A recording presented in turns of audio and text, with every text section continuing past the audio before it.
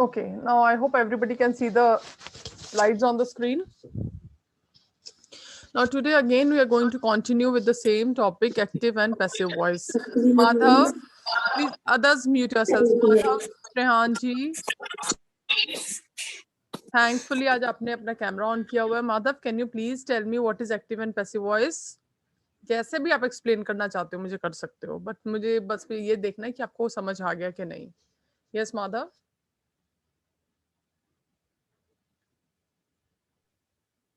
हाँ जी माधव जी, अनम्यूट नहीं हो रहा.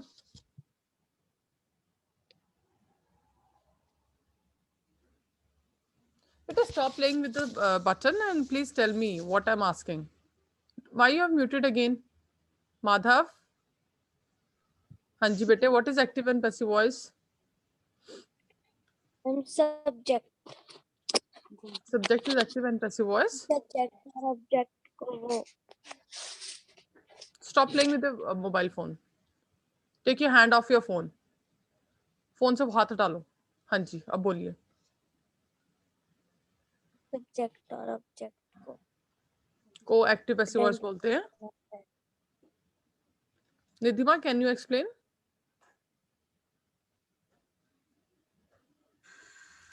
Nidhima, can you please explain what is active and passive voice? Good morning ma'am. हाँ जी, गुड मॉर्निंग बेटे. मैम एक्टिव वॉइस वो होती है जिसमें कोई सब्जेक्ट कोई एक्शन कर रहा होता है, और पैसिव वॉइस वो होती है जिसमें सब्जेक्ट के ऊपर एक्शन कर रहे होते हैं. Very good, excellent. So active and passive voice are the two kinds of voice. Active voice में क्या होता है, जब कोई sentence में जो हमारा subject है वो doer of the action होता है. Doer means वो action कर रहा है, तो उस sentence को हम बोलते हैं कि ये sentence active voice में है, right? But second case is when the subject is not doing the action. कई सेंटेंस में जो सब्जेक्ट है वो एक्शन नहीं कर रहा होता, उसके ऊपर एक्शन हो रहा होता है. In that case the sentence is said to be in the passive voice, right? Okay, so अब हम एक नेक्स्ट इससे करते हैं फटाफट से. हम will quickly revise and recall कि क्या स्टेप्स से हम कैसे कन्वर्ट करते हैं एक्टिव और पैसिव, एक्टिव वॉइस को पैसिव वॉइस में. So let us see the formula, the conversion formula. 5 steps आपको याद हैं कि हमने किए थे. The first step is to identify. जब भी हमें कोई सेंटेंस एक्टिव वॉइस में दिया होता है, हमें सबसे पहला काम जो करना है वो करना है सब्जेक्ट, वर्ब और ऑब्जेक्ट को आइडेंटिफाई करना है. ढूंढना है कि इस सेंटेंस में सब्जेक्ट क्या है, वर्ब क्या है और ऑब्जेक्ट क्या है. The second step is to swap. Swap करना means, yes Madhav, what is the meaning of the word swap बेटे? subject object. आपका हर एक आंसर सब्जेक्ट और ऑब्जेक्ट क्यों है? मतलब मैंने पूछा एक्टिव वॉइस क्या होता है, पैसिव वॉइस क्या, वो भी सब्जेक्ट ऑब्जेक्ट है. I am asking you the meaning of the word swap. Gurleen, can you please tell me what do you mean by the word swap? Yes ma'am. Yes बेटा. Good morning ma'am. Good morning बेटा.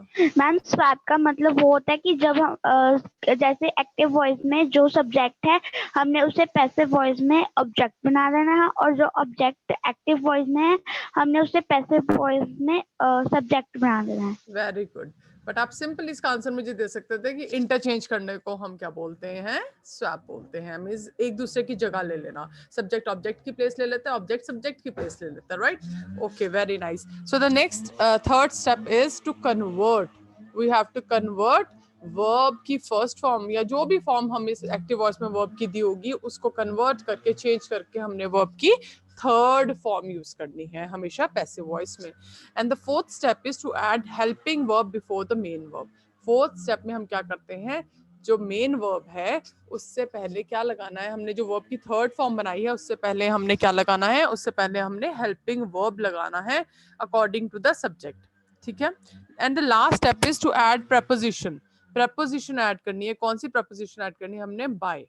Okay, और वो कहाँ पे add करते हैं हम? Object से बिल्कुल पहले. Now today we are going to do the active passive voice in the perfect tenses. अगर जो हमारा active voice है वो perfect tense में हमें दिया गया है तो उसे हमें कैसे passive में change करना है. अभी तक हमने कौन कौन से किए हैं? Harshika, can you please tell me कि अभी तक हमने कौन कौन से sentences, कौन कौन से tenses में किए हैं active passive voice?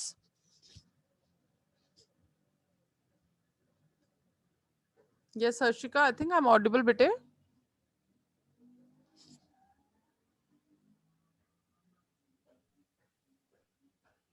I can see your name flashing on the screen. Asis Kaur, can you please tell me अभी हमने कौन कौन से tenses में कर लिए हैं? Change the voice. Good morning ma'am. Good morning बेटा. मैम हमने active voice and possessive voice. Possessive नहीं होता. First of all, it is passive voice. मैंने आपसे पूछा कि कौन कौन से tenses कर लिए हैं हमने इसमें. अभी आज हम perfect tense करने वाले हैं. इससे पहले हमने कौन से tense में सब जो sentences हैं वो किए हैं इसमें? मैम Wait a minute बेटे. Let her try. Past tense, present tense. कौन से फ्यूचर प्रेजेंट और पास्ट? आज भी हम फ्यूचर प्रेजेंट और पास्ट ही करने वाले हैं, लेकिन आज हम फ्यूचर परफेक्ट, पास्ट परफेक्ट और प्रेजेंट परफेक्ट करने वाले हैं. बट अभी तक हमने कौन से किए हैं?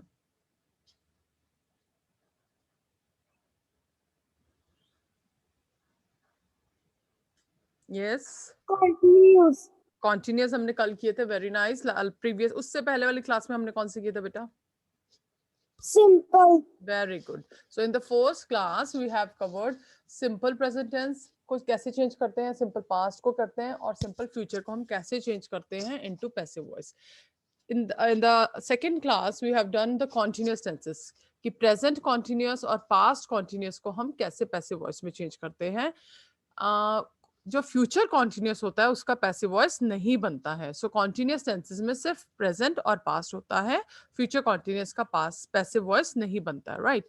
And today we are going to do with the last one perfect tenses के आज हम बात करेंगे और उन्हें हमने कैसे चेंज करना है.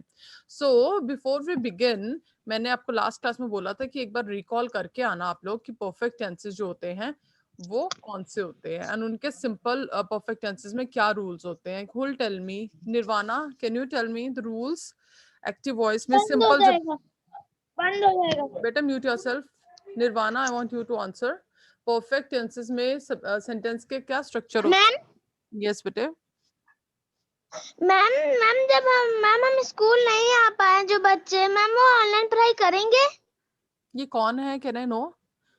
Bhargava, what am I? नहीं Wait, मैम हम नहीं कर सकते ऑनलाइन पढ़ाई। Bhargava, am I talking about the online classes? अभी हम क्या डिस्कस कर रहे हैं बेटे? Please, we'll talk about this later. Let me continue with what I'm teaching you. आपका ध्यान कहाँ है? आपका ध्यान पढ़ाई में है या इन बातों में है? You are more concerned about that. Okay ma'am. Nirvana, what did I ask you बेटे? Ma'am sorry, I forget to recall them. But we had discussed it. हमने डिस्कस तो कर लिया था फिर भी क्लास में. स्पर्श, can you tell me the answer for that? Perfect tense में सब्जेक्ट पूरा सेंटेंस का क्या स्ट्रक्चर होता है? यस बेटे. Ma'am perfect, good morning ma'am perfect tense ma'am third form होती है उसकी ma'am and helping verbs ma'am उसके मैम हैज हैव होते हैं. अच्छा चलो स्टार्टिंग से बोले बेटा. ये तो आपने मुझे रफ सा बताया. अब मुझे सेंटेंस का पूरा स्ट्रक्चर बताओ. स्पर्श, सबसे पहले ऐसे बोलते हैं बेटा. सबसे पहले we have the subject, then Sparsh after the subject what do we have? Ma'am object, ma'am sorry helping verb. Helping verb. Which helping verbs do we have in the perfect tenses? Ma'am has have. Has, have, had. Very good. And then we have the verb ka third form, and after that we have the object. ठीक है. So if anybody asks you the structure of the sentence, आपको सिर्फ ये नहीं बोलना है helping verb कौन सा आना है और verb की कौन सी form आना है. You have to tell the complete answer. So if anybody asks you कि perfect tense में sentence की क्या structure होती है, sentence कैसे बनता है, तो you have to tell like this. First of all we have the subject, then has, have or had, then we have verb third form, and then the object. तो ये होता है हमारा simple active voice में. जब हम normal sentence लिखते हैं तो हमारे sentence का structure ये रहता है. Okay, very good. So helping verb हमारे होते हैं has, have, had. Now Yejat, you tell me, where do we use has, have and where do we use had? Good morning ma'am. Good morning. Ma'am हम has have present perfect tense में use करते हैं और had हम past perfect tense में use करते And हैं. what do we use in the future perfect tense? Ma'am future perfect tense में हम विल हैव या shall have. Very good. Sorry, will has, have ही आता है। Okay, so have. परफेक्ट हमारा रहता है will have, shall have. Okay, now will start. अब हम पहले देखते हैं कि हम कैसे एक्टिव वॉइस को पैसिव वॉइस में चेंज करते हैं when we are talking about the perfect. The present perfect tense, please look at the screen and mute yourselves. Present perfect tense होता है, उसमें जो सिंपल सेंटेंस है उसमें हमारा हेल्पिंग वर्ब आता है हैज या have, and then we have verb की थर्ड फॉर्म। लेकिन जब हम उसको पैसिव में कन्वर्ट करते हैं तो वहां पे हैज हैव तो आना ही है, उसके साथ एक और आता है बीन। अब ये ध्यान रखना है कि this is BEEN, been. Good Simar, mute yourself. Perfect tenses में BEEN, बीन आता है। Don't get confused with BEING। Continuous में BEING, बीइंग आएगा, एंड परफेक्ट में BEEN, बीन आएगा। Right, so don't get confuse, दोनों वर्ड्स डिफरेंट हैं। सो पैसिव वॉइस जब हम बनाते हैं प्रेजेंट परफेक्ट टेंस का, तो वी यूज हैज और have, then we use been, and then we use verb का third form. Now if we talk about the past perfect tense, past perfect tense में हमारा हेल्पिंग वर्ब होता है had. Okay, now when we'll convert this into passive voice, हमने had तो लगाना ही है, साथ में हमारा BEEN, बीन भी आएगा, एंड अगेन वर्ब का थर्ड फॉर्म ही आएगा। Now in the perfect tenses आपको एक क्या इसमें प्लस पॉइंट होता है कि परफेक्ट टेंसेस में ऑलरेडी वर्ब की थर्ड फॉर्म ही होती है, तो आपको उसको चेंज करने की जरूरत नहीं पड़ेगी, आपने सेम वर्ड ही लिख देना। ठीक है, क्योंकि perfect tenses already third form of the verb ही यूज करते हैं। Now if you talk about the future perfect tense, it has will have, shall have, and then verb third form in the active voice. But when we convert them into passive voice, it will be will have, shall have, and then been, BEEN, been आना है passive voice में, and then it would have the verb का third form. Okay,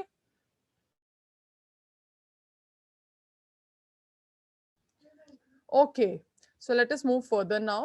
इसके बाद हम आगे चलते हैं।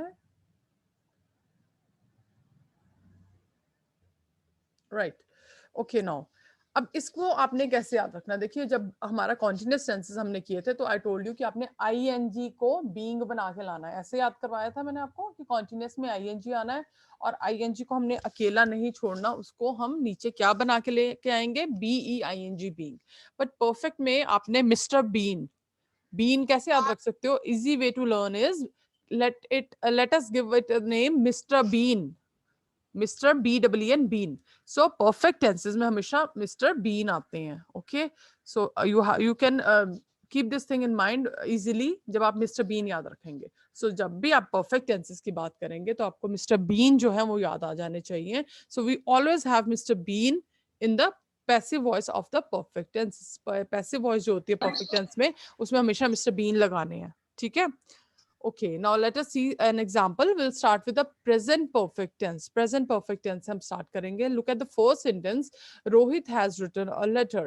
So हमारा पहला step है to identify the subject and the object and the verb. So the subject here is Rohit, and a letter here is the object, and has written here is the verb, right? Second step है हमारा swap करना। Swap किया हमने, a letter was the object, उसको हमने change करके बना दिया subject, एंड रोहित को बना दिया हमने ऑब्जेक्ट। नेक्स्ट स्टेप था हमने वर्ब की थर्ड फॉर्म यूज करनी है, but in the perfect tenses already हमें वर्ब की थर्ड फॉर्म ही दी होती है। Written is already verb third form, right, wrote, written, written word already verb की थर्ड फॉर्म है, सो हमें उसे चेंज करने की जरूरत नहीं है, हम एज इट इज उसको लिख देंगे, रिटन को written. Our next step was to add the helping verb. Helping verb. अब a letter, अब हमारा जो सेंटेंस है, ये जो अब हमने पैसिव वॉइस बनाना है, यहाँ पे जो सब्जेक्ट बन गया है वो a letter बन गया है। a letter इस verb की सॉरी थर्ड पर्सन है, थर्ड पर्सन है ना, लेटर सिंगुलर है, थर्ड पर्सन सिंगुलर के साथ हमेशा हम कौन सा हेल्पिंग वर्ब लगाते हैं, हैज लगाते हैं। सो अ लेटर हैज। अब परफेक्ट टेंस है तो मिस्टर बीन जरूर आएंगे, सो हमने मिस्टर बीन को ले आए हैं हम, साथ में हैज के साथ हेल्पिंग वर्ब के साथ मिस्टर बीन लगाने हैं हमने। So it would be a letter has been written, और उसके बाद हमारा लास्ट स्टेप था preposition ऐड करना। preposition here is by, again same ही रहती है preposition in all the passive voices, and then the object. So our sentence will be a letter has been written by Rohit, right? Okay, now let us see the second sentence. I have rung the bell. Now I here is the subject, the bell here is the object, and have rung here is the verb. All right. Now, second step to swap, the bell will become the subject, I will become the object and it will be written as me. I को जब हम object बनाएंगे तो वो कैसे लिखा जाएगा? मी.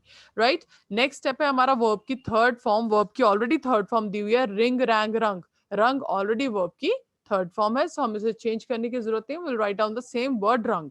Next step है हमारा हेल्पिंग वर्ब. नाउ प्लीज अब इस सेंटेंस को जरा ध्यान से देखेंगे. जब आई था हमारा सब्जेक्ट तो आई के साथ हैव आता है, कभी भी हैज नहीं आता. तो हमने हेल्पिंग वर्ब कौन सा यूज किया था? हैव. लेकिन जब हमने इसको पैसिव बना दिया तो हमारा जो सब्जेक्ट है वो क्या बन गया है? The bell. द बेल हमारा सब्जेक्ट बन गया है और द बेल जो है वो थर्ड पर्सन सिंगुलर है. थर्ड पर्सन सिंगुलर के साथ हम कौन सा हेल्पिंग वर्ब लगाते हैं? हैज लगाते हैं, हैव नहीं लगाते. सो यहाँ पे आपको ध्यान रखना है कि जब हमारा सब्जेक्ट चेंज हुआ तो हमारा हेल्पिंग वर्ब भी अकॉर्डिंगली चेंज होना है. यहाँ पे you will not write down the bell have, that would be wrong.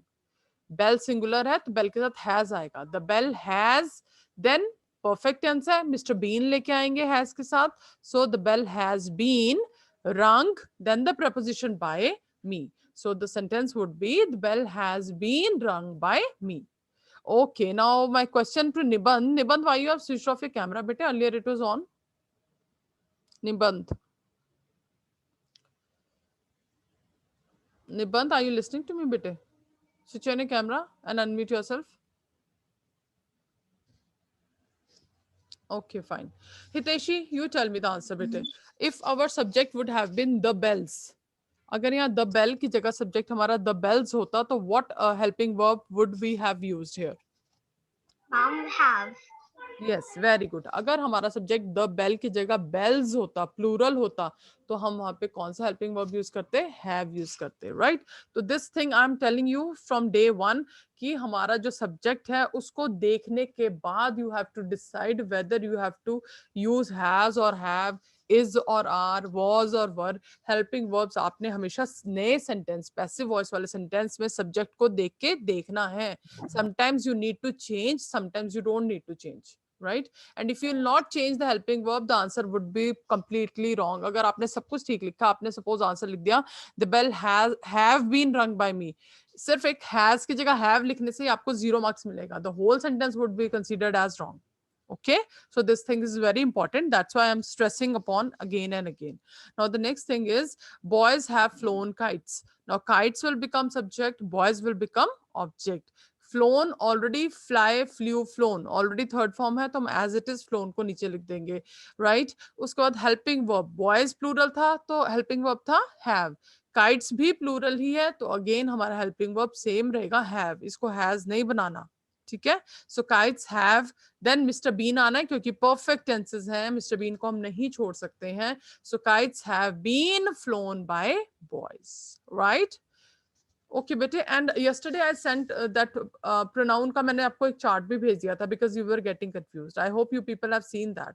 And it's always better कि आप ये चीजें लिख लें अपने नोटबुक में, ऐसा चार्ट ड्रॉ कर लीजिए. राइट. Always draw chart. जो भी चार्ट आपको भेजा जाता है वो अपनी नोटबुक में ड्रॉ कीजिए. Right, because slides तो इधर उधर हो जाएंगे. You don't have the mobile phone all the time in your hands, right? Okay, now let us move to past perfect tense. Past perfect tense में हमारा helping verb only and only had होता है, no has, no have. ठीक है. So this is very easy. Now Rohit had written a letter. A letter आ गया हमारा subject, Rohit हमारा बन गया object. Had को हम had ही रहने देते हैं क्योंकि singular हो या plural हो, had change नहीं होता. पास्ट परफेक्ट में सिर्फ एक ही हेल्पिंग वर्ब यूज होता है तो इसमें तो कंफ्यूज होंगे ही नहीं आप. बहुत इजी है ये तो. ठीक है. बिकॉज आपको हेल्पिंग वर्ब भी ऊपर से एज इट इज कॉपी कर लेना है, वर्ब की थर्ड फॉर्म भी ऊपर से एज इट इज कॉपी कर लेनी है, रिटर्न को रिटर्न ही लिखे रहने देना. सिर्फ only thing that you need to do is to add mister been. Okay. So a letter had been written by Rohit. Right. So this is very easy. Next, I had rung the bell. I had rung the bell. Now the bell will become the subject. Where you like it? The bell will become the subject. ठीक है. और sorry यहाँ पे मैंने बेटा आई की जगह ना फिर से रोहित लिखते हैं, इसको चेंज करेंगे, मी लिखेंगे यहाँ पे. ठीक है. तो the bell had been rung by Rohit. Last sentences by me, sorry. Next, last sentence is boys had flown kites. Again, kites will become the subject, boys will become the object. Had का same helping verb आ जाएगा, flown का flown रहेगा क्योंकि already verb की third form है. Only thing we need to add here is Mr. Bean, so it would become kites had been flown by boys. Right? So is this clear? Present perfect and past perfect are clear, beta? Yes, Bhavik. Ma'am आपने boys की जगह हाँ जी, bots हाँ जी। लिखा है। हाँ जी, तो that is understood, वो तो आप समझ ही गए होंगे कि ये टाइपिंग में मिस्टेक हुई है. Okay, otherwise is present perfect and past perfect समझ आ गए हैं बेटा सबको? Please show me if it is clear, then we'll move to the future perfect tense. Nidima, is it clear to you? I can't see your thumb. Okay. Tripti, where's your camera? Tripti Kumari, where is your camera? Very nice. बेटे camera किस खुशी में off है आपका, by the way can you tell me? Now let us move to the last one. Last है हमारा future perfect tense. Future perfect tense में हमारा होता है विल हैव या shall have in the active voice. Right, so इसमें भी हमने क्या करना है, सिंपली मिस्टर बीन ऐड करने हैं. Now let us see first example फिर से देखते हैं. Rohit will have written a letter. ठीक है, so a letter will become the subject, Rohit will become the object. Help sorry verb की थर्ड फॉर्म लगानी है. रिटर्न ऑलरेडी हमें वर्ब की थर्ड फॉर्म ही दी हुई है, तो एज इट इज हम सेम लिख देंगे. हेल्पिंग वर्ब हमारा कौन सा आना था? Will have. A letter will have, और उसके बाद आएगा हमारा मिस्टर बीन. बीन ऐड करना है, so it would be a letter will have been written by Rohit. Okay, अब यहाँ पे जो हमने चीज ध्यान रखनी है वो अभी मैं नेक्स्ट सेंटेंस में आपको बताने वाली हूँ. Now look at the second sentence. Please look at the sentence carefully. I shall have rung the bell. Okay, now the bell will become the subject, I will become the object, and it would be written as me. Okay, now what you need to take care of is कि I के साथ हमेशा हमेशा shall आता है. याद है ना आपको? I के साथ will नहीं लगाते. We always write I shall, we shall. दो words ऐसे हैं जिनके साथ हमेशा shall लगता है. Right? Now, लेकिन जब हमने इसको पैसिव बनाया तो हमारा सब्जेक्ट चेंज हो गया, द बेल बन गया. राइट, अब हमारा सेंटेंस में जो सब्जेक्ट है वो बन गया है the bell. Now when the subject has been change to the bell, तो हमारा हेल्पिंग वर्ब क्या इसका शैल लगेगा? Yes Avni, can you please explain this? Ma'am no हाँ जी, व्हाई? मैम क्योंकि मैम इसके साथ मैम द बेल के साथ नहीं लगे क्योंकि, और मैम शेल है, शेल हमेशा आई और वी के साथ लगता है और किसी के साथ नहीं लगता. वेरी गुड बेटे, वेरी गुड. अब देखो पहले जब ये एक्टिव वॉइस में था तब हमारा सब्जेक्ट आई था और आई के साथ शेल लगता है, लेकिन अब हमारा जो नया सब्जेक्ट बन गया है वो बेल बन गया है, और किसी आई और वी को छोड़ के किसी भी और वर्ड के साथ हम शेल नहीं लगाते. तो now that the subject has changed, we need to change the helping verb also. So यहाँ पे हमने बेल के साथ शेल नहीं लगाना है. We have to write the bell will have and then Mr. Bean, and then verb की third form, and then the preposition by and me. So the sentence would be the bell will have been rung by me. Again I am repeating बेटे, अगर आप पूरा sentence ठीक लिखते हैं लेकिन the bell के साथ will की जगह shall लगा देंगे, your complete answer would be wrong and you'll get a 0. So please, the most important thing that you have to take care of is कि helping verb को देखना है subject के accordingly कि हमें change करने की जरूरत तो नहीं है. Right?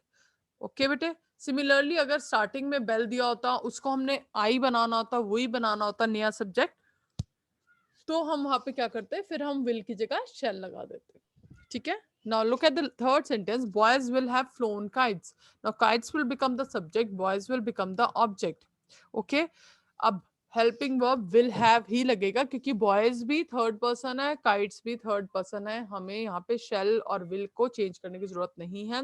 The only thing that we need to do is कि हमें यहाँ पे B W N mister Bean add करने हैं. So our sentence would be kites will have been flown by boys.